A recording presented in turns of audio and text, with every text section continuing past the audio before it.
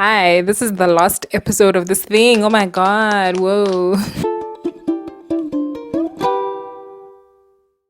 In this episode, we will be looking at booktube and we will be looking at another thing also. I'm just gonna put it in here because I don't have much to say about the other thing. It's a listicle. Possibly Book Riot? I don't know. Anyway, here are the standings so far. Unfortunately, Goodreads is winning. So, BookTube, there are 7 books in total, and these are books that caught my attention around YouTube in the period of November to January. 2 out of those 7 are from my comments, specifically comments from a video. Do I even like fantasy? Where I tried to figure out what my taste in fantasy is. Let's see how BookTube does.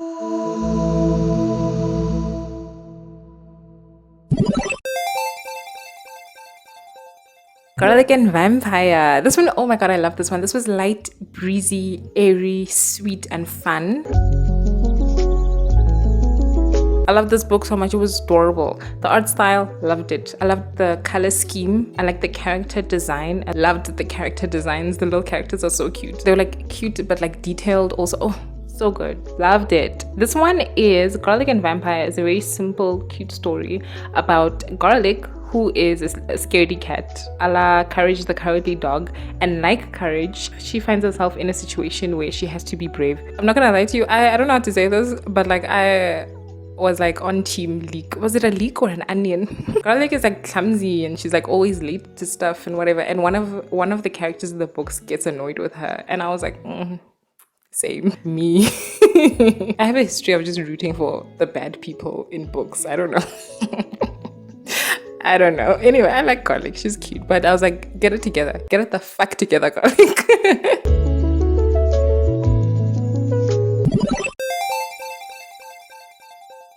Wash Day Diaries. Wow, I wish I had read this book sooner. The reason why I didn't read this book sooner is because every time I've seen this book, it gave middle grade. I thought it was a middle grade book. It's not. This is such an adult book. I didn't know. You guys didn't tell me this was an adult book. This is so good. This is about Black sisterhood, and it's so sweet.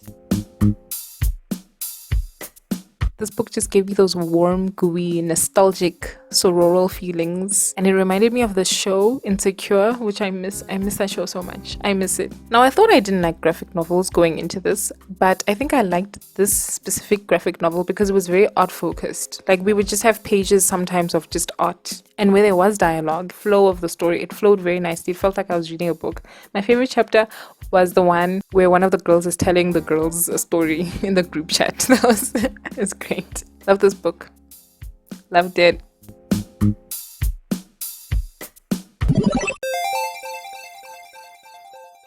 Gun with occasional music. This one seems to be like a weird dystopian science fiction mystery novel set on future dystopian Earth. This one was wearing its age and not wearing it well.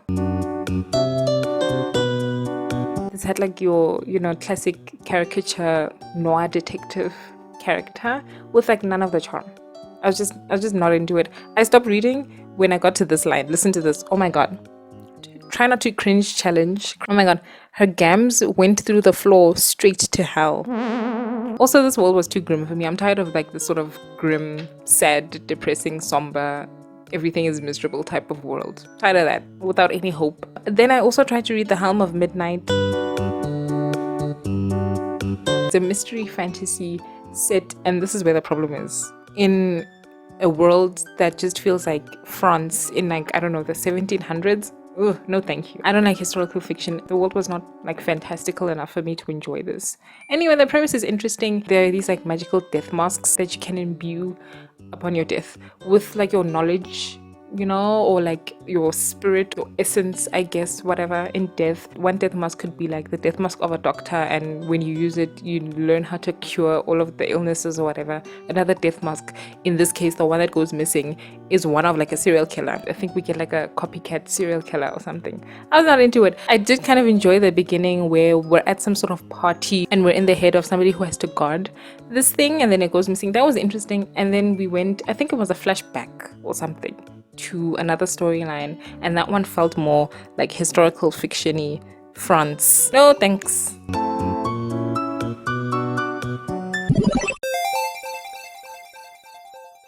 Look, okay, look. First of all, I appreciate the recommendation.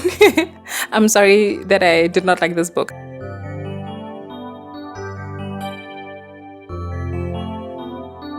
Like, I liked the story, I liked the skeleton, the bones of this book. It was just all of the other things, the flesh and gristle. It also, this book, Uprooted, I'm talking about Uprooted, a 2-star book, also had many things working against my enjoyment of it, and I still again liked it despite these things. Number one, biggest thing is it's YA. Number two, the way it's written in first person past tense. Number three, and this is the thing that made me give this a 2-star, there's a romance in this and it's horrific. This is a terrible, horrible romance. Like, it's so bad. This book would have been so good. This would have been a 4 out of 5 if it were not for the romance. Honestly, so bad.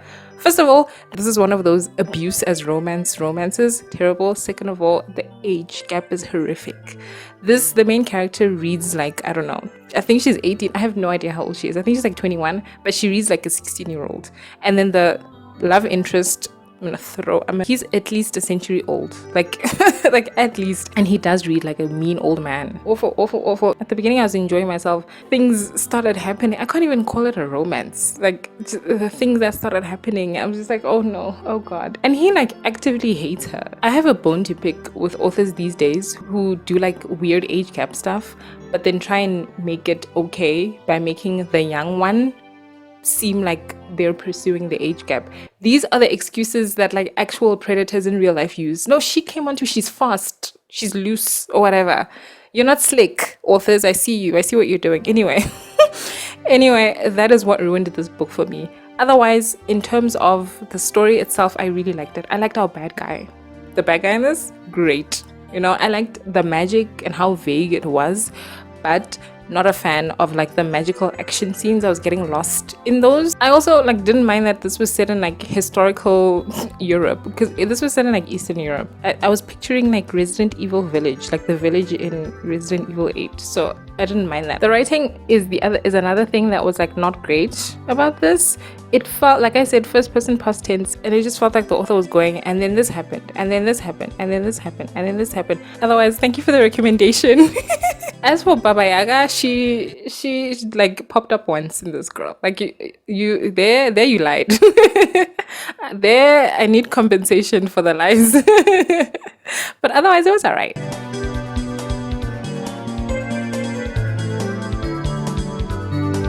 The other recommendation was Tress of the Emerald Sea.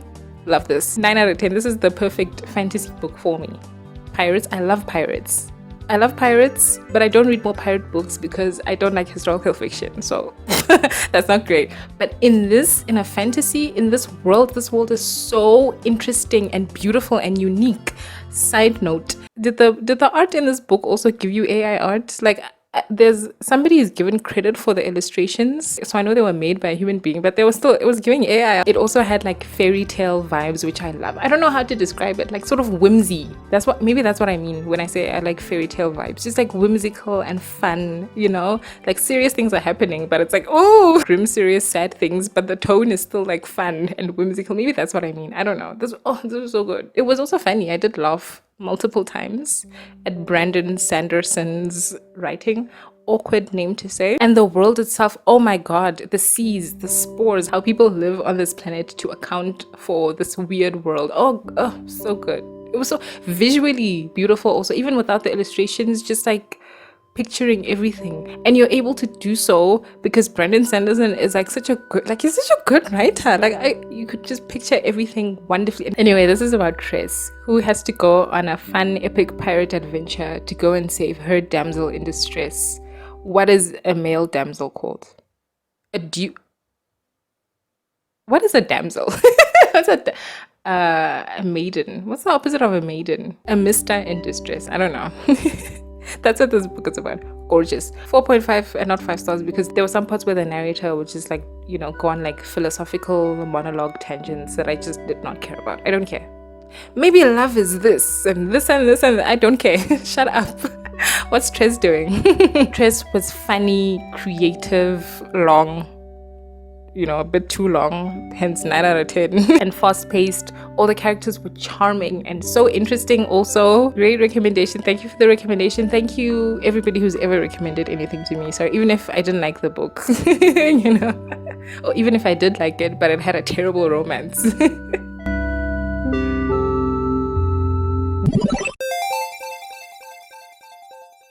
Thornhedge, oh god, I love Thornhedge. I love it. Love Thornhedge. This is a delightful fairy tale story about like a little, is she like a fairy? Like a like a little frog fairy. A toadling who has to guard a castle, and one day a knight shows up and decides that actually no, he's gonna come in. He's coming in. This is great. This was so good. Oh my god, I love this. This is so up my alley. It's what I want. It's like, a fairy tale retelling kind of, with all of the dark themes, but it's got like that T Kingfisher spin. I loved all of the characters, like capital letter L, loved them, wanted the best for them, wanted them to succeed. The best way I think for me to praise this book is to compare it to another T Kingfisher book that I read that I enjoyed but didn't love, that being Sword Heart. There's a romance in both of those books, but the romance in Thornhedge is so subtle that you can read it as just like friendship, like it's barely there, which I enjoy. I prefer that over the kind of like cliche romance trope stuff that we got in Sword Heart. I love this. This was just sweet and gentle and light, cute and adorable. I loved it. Oh my god. And the other thing that Thornhedge did better than Sword Heart is that this is a novella, so the plot is, tighter. The pacing of this book is perfect. There was never any downtime. No time was wasted. In Sword Heart, we did have a lot of downtime. There was a lot of going up and down. I just love T Kingfisher's writing in general. I like her style a lot. I like that it's, it's not too dry, but it's not too flowery, especially for a fantasy author. Oh my god. I love how she weaves exposition into the plot, through the narrative as we go. She avoids walls of info dumping so well. She writes adorable, lovable characters, and her villains are great also. This was gorgeous, sweet and sour, and yes, I did cry at the end.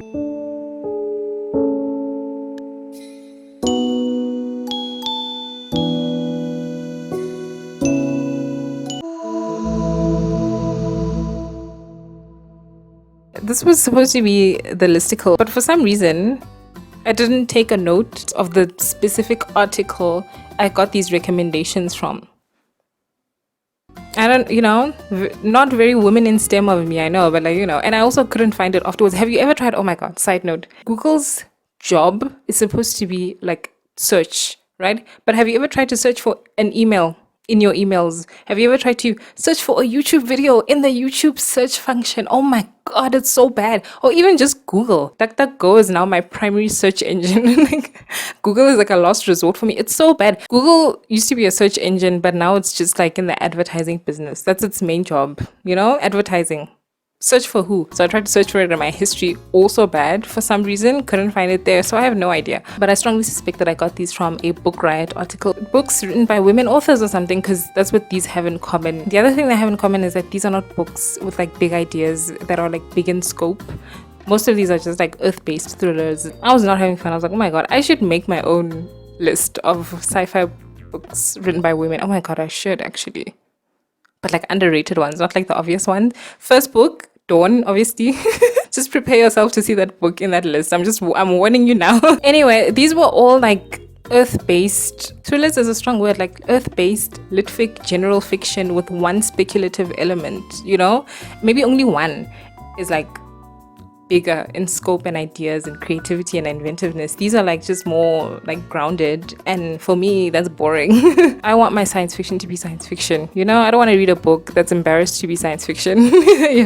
Like go all in, do it. Don't do it in half measures. Go all in. Put an alien in your book.